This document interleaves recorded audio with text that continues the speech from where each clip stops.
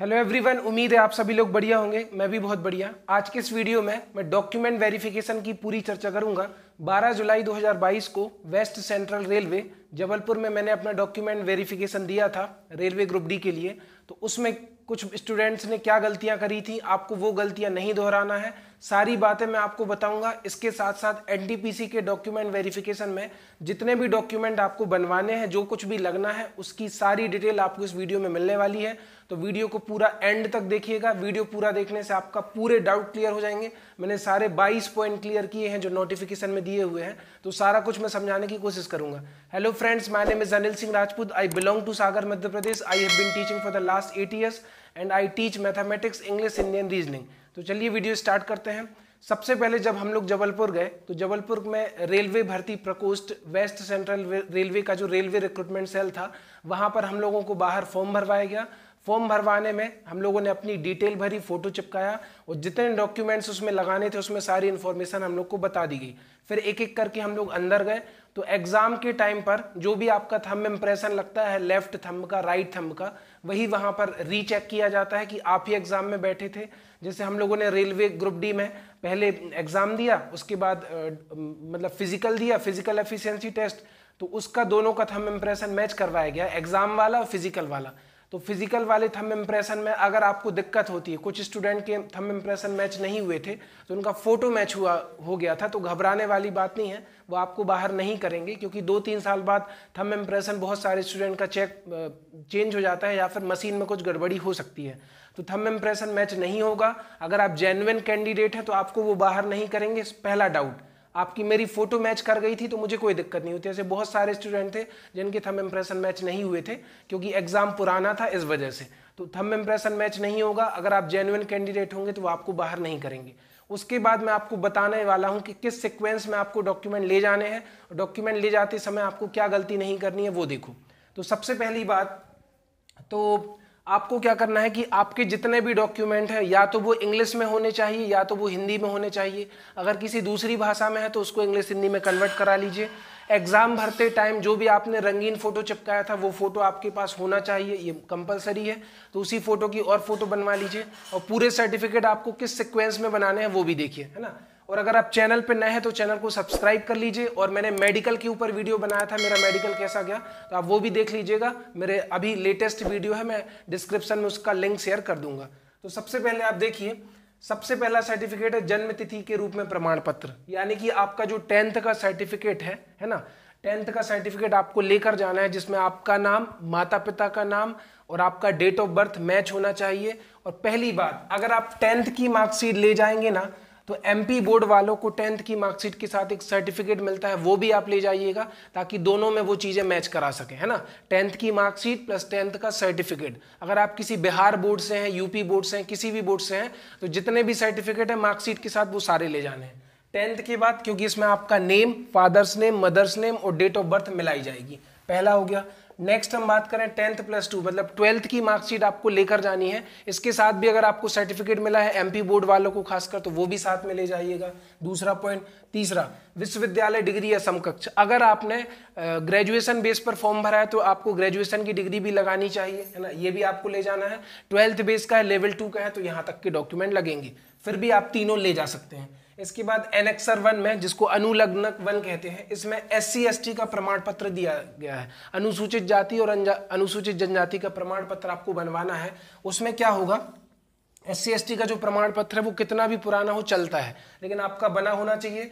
आप देख, जैसे मान के चलो आपने अपने स्टेट का प्रमाण पत्र बनवा रखा है, तो एनेक्सर 1 डाउनलोड करिएगा और मैच करिएगा कि उसी फॉर्मेट में है या नहीं। अगर उसी फॉर्मेट में नहीं है तो अपने जो अधिकारी हैं, तहसीलदार, SDM वगैरह, मजिस्ट्रेट, उनके पास जाकर आप उस फॉर्मेट को फिर से बनवा लीजिएगा। पुराना वाला भी लेके जाना है और जो एनेक्सर 1 में है उसको भी बनवा लीजिएगा, तो दोनों आप साथ में लेकर जाएंगे। इसी तरीके से एनेक्सर 2 में OBC का जो नॉन क्रीमी लेयर प्रमाण पत्र, ये भी आपको बनवाना है। डॉक्यूमेंट वेरिफिकेशन से 1 वर्ष पुराना नहीं होना चाहिए, 1 वर्ष से कम पुराना हो। और NCL मतलब नॉन क्रीमी ईयर में वो लोग आते हैं जिनकी इनकम 8 लाख से कम है, इसीलिए ये हर फाइनेंशियल ईयर में मांगा जाता है क्योंकि सबकी इनकम चेंज होती रहती है। इसके बाद एनेक्सर 2A में ओबीसी एनसीएल का घोषणा पत्र लगेगा, जो इसी के साथ है कि मैं ओबीसी वाला कैंडिडेट हूं। इसके बाद ईडब्ल्यूएस कैंडिडेट, जो जितने भी जनरल वाले कैंडिडेट हैं वो ईडब्ल्यूएस का प्रमाण पत्र उन्होंने बनवा लिया होगा, तो वो एनेक्सर 3 में इसका एनेक्सर जो भी होगा, एनेक्सर 3 यहाँ पर लिखा नहीं है, इसमें आप फॉर्मेट चेक कर लीजिएगा कि क्या है। एनेक्सर 3A में आर्थिक रूप से पिछड़े वर्ग, मतलब इकोनॉमिकली बैकवर्ड क्लासेस जिसको बोलते हैं ईबीसी, जिन्होंने अपनी इनकम 50,000 से कम शो करी है, फॉर्म भरते टाइम ईबीसी सेलेक्ट कर दिया था और उन्होंने परीक्षा शुल्क में छूट ली थी, ये जरूर लेकर जाना है, नहीं तो आपको वो बाहर भी कर सकते हैं। पिछड़े आर्थिक रूप से मतलब इसको आप आय प्रमाण पत्र, इनकम सर्टिफिकेट बोल सकते हो। इसके बाद एनेक्सर 4 में आप देखिए गैर न्यायिक स्टाम्प पर अल्प समुदाय की घोषणा। अगर आप देखिए आप सिख हैं, है ना, या फिर पंजाबी हैं, जैन हैं, बुद्ध हैं, या फिर मुस्लिम कम्युनिटी के हैं, जो कम्युनिटी क्रिश्चियन है, जो भी कम्युनिटी अल्प समुदाय में आती है ना, उसके लिए आपको स्टाम्प पेपर पर लेकर जाना पड़ेगा। एनेक्सर 4 देख लीजिएगा। भूतपूर्व सैनिकों के लिए विमुक्ति प्रमाण पत्र, विमुक्ति मतलब जिनकी जॉब पूरी हो गई है तो वो अपना सर्टिफिकेट लेकर आए कि मेरी जॉब फिनिश हो चुकी है। Annexure 5A, 5B, 5C, 5E में दिव्यांग व्यक्तियों का चिकित्सा प्रमाण पत्र है, तो ये डाउनलोड करके आपको बनवा लेना है एग्जाम के पहले। एनेक्सर 7 में भूतपूर्व सैनिकों की स्वघोषणा कि मेरी जॉब पूरी हो चुकी है, अब मैं रेलवे में जॉब करना चाहता हूं, तो वो आपको लगाना पड़ेगा। सेवारत कर्मचारियों की एनओसी, मान के चलो अगर आप किसी दूसरे विभाग में जॉब करते हैं और आपको रेलवे में आना है, स्टेट गवर्नमेंट से सेंट्रल गवर्नमेंट में आना है, तो आपको नॉन ऑब्जेक्शन सर्टिफिकेट, अनापत्ति प्रमाण पत्र बनाना होगा और आपको इस फील्ड में आना होगा। सेवारत रक्षाकर्मी, जो भी सेवारत रक्षाकर्मी है वो रिटायरमेंट के बाद, वो भी रिटायरमेंट की डेट से, जिस दिन आपका रिटायरमेंट हुआ था उसी डेट से एनओसी प्रमाण पत्र बनवा के लाएंगे कि अगर मैं किसी दूसरे विभाग में जाता है तो मेरा ये चल जाए, तो ये एनओसी बन जाता है जैसे ही आपकी जॉब पूरी होती है, खासकर डिफेंस वाले जो होते हैं। नाम परिवर्तन के मामले में कानूनी दस्तावेज, ये इंपॉर्टेंट है। अगर मान लो आपने कभी अपना नेम चेंज करवाया हो, है ना, फिर मार्कशीट में कराया, फिर आधार कार्ड में करवाया हो, तो उसके जो कानूनी दस्तावेज होते हैं किसी राजपत्रित अधिकारी के, वो आपको पेश करने होते हैं, लेकिन वो नाम परिवर्तन फॉर्म भरने के पहले का चलेगा, बाद का नहीं चलेगा, याद रखना।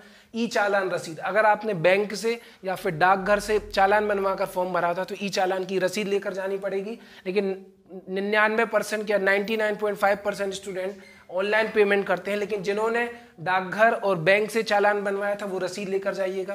ट्रांसजेंडर स्वघोषणा पत्र, जो ट्रांसजेंडर कम्युनिटी के उनका घोषणा पत्र बनेगा आपका। जम्मू कश्मीर के, देखो निवास प्रमाण पत्र, डोमिसाइल हर स्टेट वालों का नहीं लगता, जम्मू कश्मीर वालों को लेकर जाना पड़ता है। इसके बाद अगर कोई विधवा है जिसके पति की मृत्यु हो गई है और जिन्होंने पुनर्विवाह नहीं किया है, तो मृत्यु प्रमाण पत्र पति का, और पुनर्विवाह नहीं किया है तो उसके दस्तावेज। अगर किसी का कोई डिवोर्सी है, किसी का तलाक हो गया तो उसके दस्तावेज, और आपने पुनर्विवाह नहीं किया है तो उसके भी दस्तावेज लगेंगे। भारत सरकार द्वारा जारी प्रमाण पत्र, ये क्या है कि जैसे मान के चलो आप नेपाल के निवासी हैं, भूटान के निवासी हैं, पाकिस्तान, कुछ एशियन कंट्री के हैं या कुछ अफ्रीकन कंट्री के हैं जो भारत में स्थायी रूप से आ गए हैं, तो उनको भारत सरकार प्रमाण पत्र जारी करती है कि आप यहीं के निवासी हैं, तो उन लोगों को अपना प्रमाण पत्र जारी करना होगा, वो भी रेलवे में आ सकते हैं। भूतपूर्व सैनिक, अगर कोई असैनिक रोजगार प्राप्त करता है, जैसे उसने कहीं पर जॉब पूरी करने के बाद कहीं और वो जॉब कर रहा है, तो जब आप नियुक्ति लेने के लिए आओगे या फिर जब आपने फॉर्म भरा था तो उसकी पूरी डिटेल आपको कंपनी या उस संस्था को देना पड़ेगा कि मेरा रेलवे में हो गया है तो मुझे एनओसी दे दीजिए। तो इतने पॉइंट, जितने भी पॉइंट मैंने आपको बताया, पूरे सारे पॉइंट मैंने कवर कर दिए हैं। उम्मीद है आपको वीडियो बढ़िया लगा होगा। कुछ भी समझ में ना आए तो कमेंट सेक्शन में कमेंट करके जरूर बताइएगा कि सर मुझे ये समस्या है। मैंने सारा कुछ समझाने की कोशिश करी है, एक एक पॉइंट, और कमेंट सेक्शन में बताइए। और वीडियो बढ़िया लगता है तो दूसरे लोगों तक शेयर करिए, अपने फ्रेंड तक भी शेयर करिए, जो आपके फ्रेंड हैं जिनको इसमें डाउट है। और मैं डॉक्यूमेंट वेरिफिकेशन देकर आया हूँ तो आप मुझसे पूछ सकते हैं। मैं यूआर का कैंडिडेट हूँ, है ना, लेकिन एनटीपीसी में मैंने ईडब्ल्यूएस फॉर्मेट लगाया है। तो इसके पहले मेरा जो मेडिकल हुआ था और डीवी हुआ था उसमें मैं यूआर का कैंडिडेट था, लेकिन फिर भी मैं आपके सारे डाउट पूरे करने की कोशिश करूंगा। तो नोटिफिकेशन में जितने भी एनेक्सर हैं और जिसमें भी आप आ रहे हैं वो डाउनलोड कर लीजिए और अपना फॉर्मेट मिला लीजिए। फॉर्मेट सेम नहीं है तो आपने जो स्टेट में ओबीसी बनवाया है वो, और उसके बाद सेंट्रल का जो सर्टिफिकेट होता है वो लेकर जाइए, इस नोटिफिकेशन से डाउनलोड करके अपने तहसीलदार या फिर उस अधिकारी से, जो भी अधिकारी उस पर सील साइन करेगा उससे करवाइए। तो उम्मीद है वीडियो बढ़िया लगा होगा। वीडियो बढ़िया लगा है तो दूसरे लोगों तक शेयर करिए।